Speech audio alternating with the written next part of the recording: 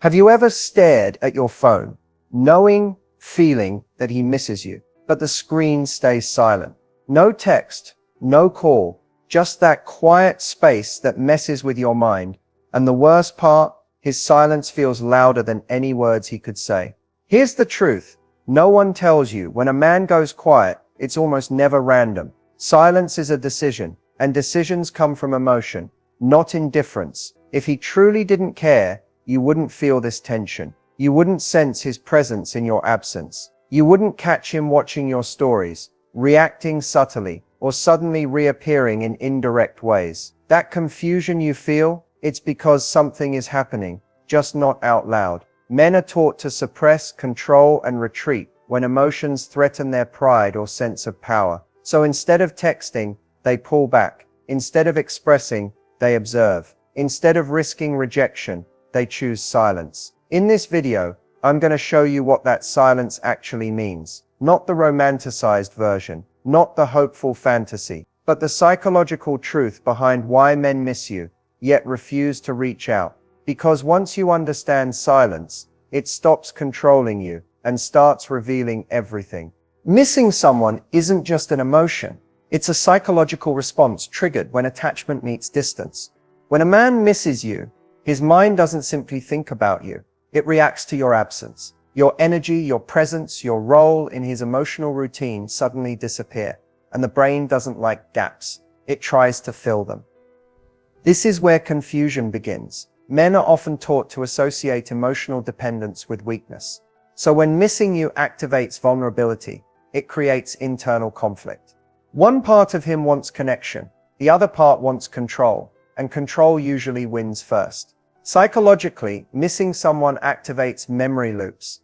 He replays moments, conversations, shared laughter, not intentionally, but automatically. The brain links you to emotional regulation, comfort, validation, or excitement. When you're gone, his nervous system feels the change. That's why missing someone can feel unsettling rather than romantic.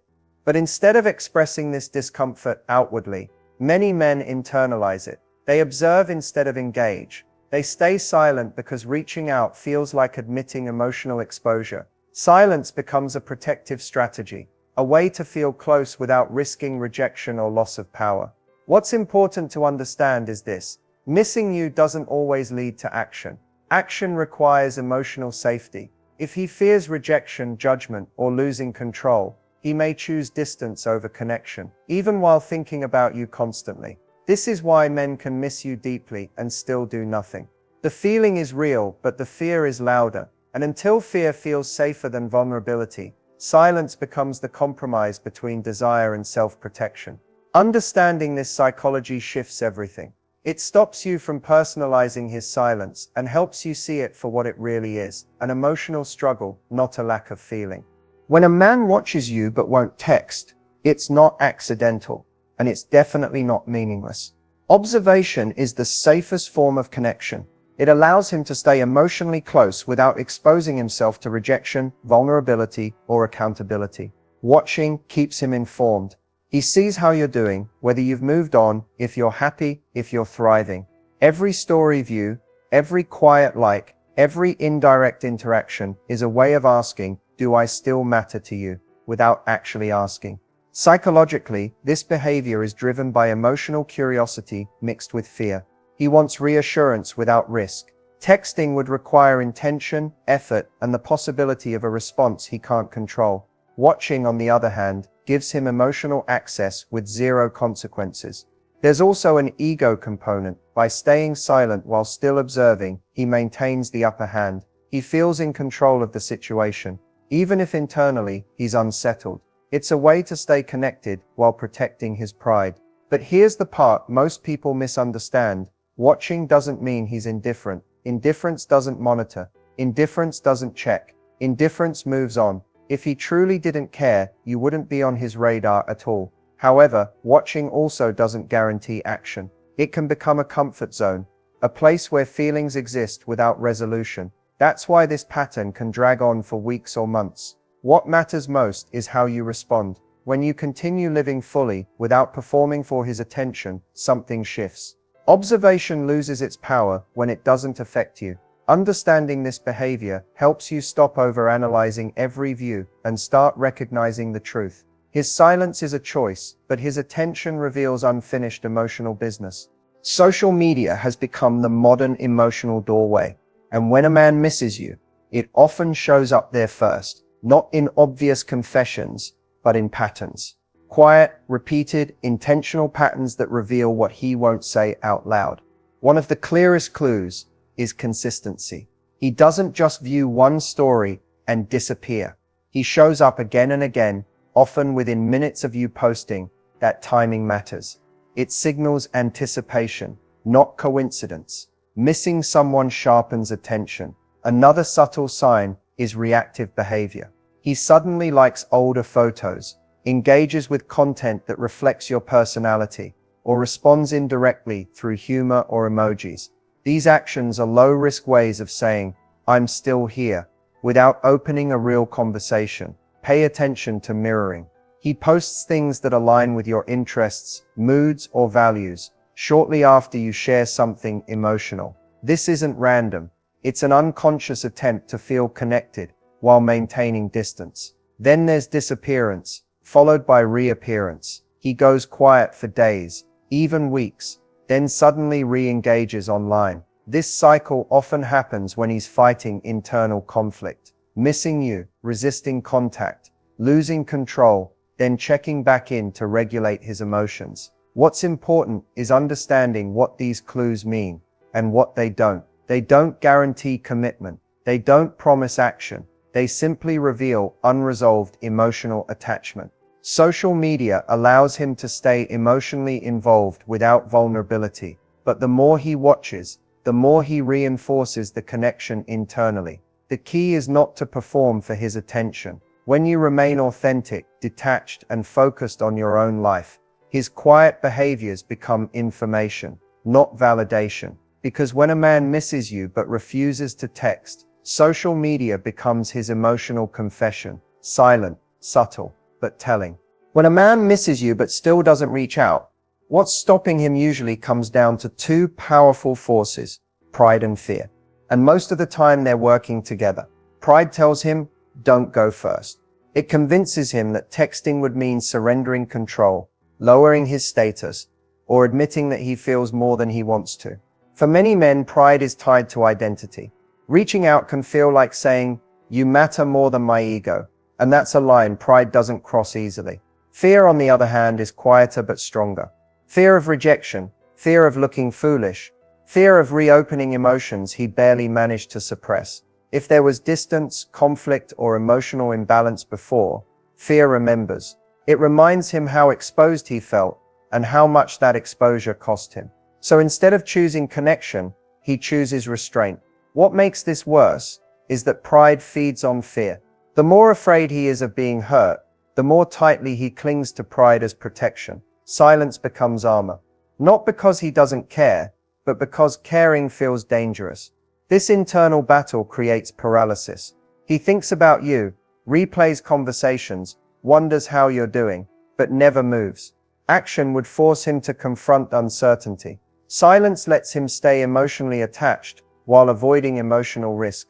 And here's the key truth. This struggle has very little to do with your worth. It's about his emotional capacity at this stage of his life. Some men would rather lose connection than lose control. Understanding this shifts the narrative. His silence isn't strength, it's hesitation. And once you see that clearly, you stop waiting for him to choose courage and start choosing yourself instead. When a man starts pulling away right as feelings deepen, it feels confusing, even painful. But psychologically, this is one of the most predictable patterns in emotional attachment. The moment feelings grow, the stakes change, and not everyone knows how to handle higher emotional stakes. At the beginning, connection feels light. There's excitement without responsibility, attraction without vulnerability. But when feelings intensify, something shifts internally. Emotional attachment creates the possibility of loss. And for many men, loss is a threat they try to avoid at all costs. As feelings grow, a man becomes more emotionally invested. Whether he admits it or not, that investment triggers fear. Fear of losing control, fear of being needed, fear of being hurt the way he may have been before. Pulling back becomes a way to regain emotional balance. This isn't always conscious. He may not think, "I'm going to distance myself." Instead, he feels overwhelmed, restless, or unsure. He convinces himself he needs space, clarity, or time. What he's really doing is regulating emotions he doesn't know how to sit with.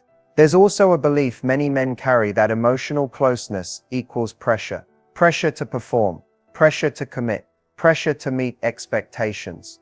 When feelings grow, they worry about disappointing you or losing their independence. Distance feels safer than risking failure. Another factor is emotional conditioning. Many men were never taught how to process emotions, only how to suppress them. So when feelings rise, their instinct isn't expression, it's withdrawal. Silence becomes a coping mechanism. Here's the important distinction. Pulling back doesn't mean the feelings aren't real. Often it means the feelings are too real. The stronger the emotion, the more threatening it feels to someone who lacks emotional tools. But this is where clarity matters. You are not meant to shrink, chase, or prove your worth to someone who retreats from connection. If he pulls back, it reveals his current emotional capacity, not your value. Understanding this helps you stop personalizing his distance. His pullback isn't rejection, it's resistance. And once you see that, you can decide whether to wait for him to grow, or choose a connection that doesn't require you to be emotionally patient with someone who isn't ready. One of the most important distinctions you can learn in dating is the difference between genuine interest and the need for control. On the surface, they can look similar: attention, curiosity, emotional intensity. But underneath, they come from very different places. Interest is rooted in desire. It wants connection, closeness, and shared experience. A man who is genuinely interested doesn't just want access to you, he wants participation with you. He communicates, he shows up, he risks being known. Control, on the other hand, is rooted in insecurity. It doesn't seek connection, it seeks certainty. A man driven by control wants to know where he stands without having to fully show his hand. He watches, checks in indirectly, and maintains emotional distance while keeping you emotionally engaged. This is where confusion happens. Control can feel intense. He pays attention to your behavior, reacts when you pull away, and reappears just as you start to move on. But these actions aren't about building something. They're about maintaining influence. The key difference lies in consistency. Interest moves forward. It grows, deepens, and clarifies. Control loops. It creates cycles: silence, attention, disappearance, reappearance, not to progress, but to prevent closure. Another important marker is emotional risk. Interest accepts vulnerability. Control avoids it. A man who is interested will take emotional chances, even if the outcome isn't guaranteed. A man seeking control wants reassurance without exposure. This distinction matters, because control can masquerade as care. It can make you feel seen while still feeling uncertain, connected but not secure, chosen but not claimed. Understanding this gives you power. You stop interpreting attention as intention. You stop confusing emotional pull with emotional availability. And here's the truth that shifts everything. Genuine interest doesn't leave you guessing. It doesn't rely on silence, mixed signals, or emotional chess games. It shows itself clearly, through action, effort, and presence. Once you recognize the difference, you stop settling for attention that keeps you stuck, and you start choosing connections that don't require you to decode silence to feel valued. When a man goes silent, the urge to do something can feel overwhelming. Your mind starts racing, filling in gaps, replaying conversations, searching for mistakes. But what you do in this moment can either protect your emotional power or slowly give it away. The first mistake is chasing clarity. Sending long messages, double texting, or asking why he disappeared might feel reasonable, but it often backfires. It shifts the emotional balance. Instead of him missing you, he becomes reassured that you're still waiting, and silence loses its consequence. Another common mistake is over-explaining yourself. You start justifying your feelings, softening your boundaries, or trying to be understanding at your own expense. But over-explaining communicates uncertainty, not maturity. Emotional clarity doesn't require persuasion. Avoid performing for attention. Posting with the intention of being noticed, crafting stories to provoke jealousy, or subtly signaling availability keeps you emotionally tied to his reaction. The moment your actions are about his response, you've handed over control. Resist the urge to self-blame. Silence often triggers the question, "What did I do wrong?" But internalizing his withdrawal creates a false narrative where you become responsible for his emotional limitations. Also, don't pause your life waiting for him to reappear. Delaying decisions, holding emotional space, or staying mentally available keeps you stuck in anticipation. Waiting creates attachment without commitment. The most damaging thing you can do is abandon your standards. Accepting inconsistent behavior because you hope it will change teaches him how little effort is required to keep access to you. What you don't do in silence matters more than what you do, because silence is revealing. It shows you how someone handles discomfort, responsibility, and emotional risk. When you don't chase, don't explain, and don't shrink, something powerful happens. Either he feels the weight of his absence and steps up, or you gain clarity without losing yourself. And that clarity is priceless, because the goal isn't to get a response, it's to maintain your self-respect, regardless of whether he ever speaks again. Respect is never triggered by pursuit, it's triggered by self-possession. When a man goes silent, the most powerful move you can make isn't to reach for him, but to return to yourself. The moment you stop chasing, the emotional dynamic shifts, not because you're playing games, but because you're no longer filling the space his silence created. Silence only works when someone absorbs it. When you don't, it loses its leverage. Respect grows when your actions align with your boundaries. You don't need announcements or ultimatums. You simply stop overgiving where effort isn't matched. You stop being emotionally available to inconsistency. This quiet withdrawal communicates more than any message ever could. Another key factor is emotional stability. When you don't react impulsively, no late-night texts, no emotional explanations, no subtle pleas, you signal strength. Emotional steadiness is rare, and rarity commands respect. Focus matters. When your energy is invested in your life, not his behavior, it changes how you're perceived. People sense when they are your center, and when they are not. The moment he feels he's no longer the emotional focal point, curiosity replaces certainty. This isn't about punishing him, it's about protecting your self-worth. Respect doesn't come from demanding better treatment. It comes from expecting it, and acting accordingly.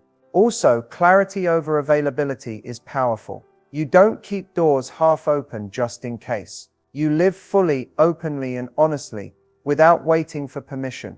That kind of confidence creates contrast. It shows him that access to you is earned, not guaranteed.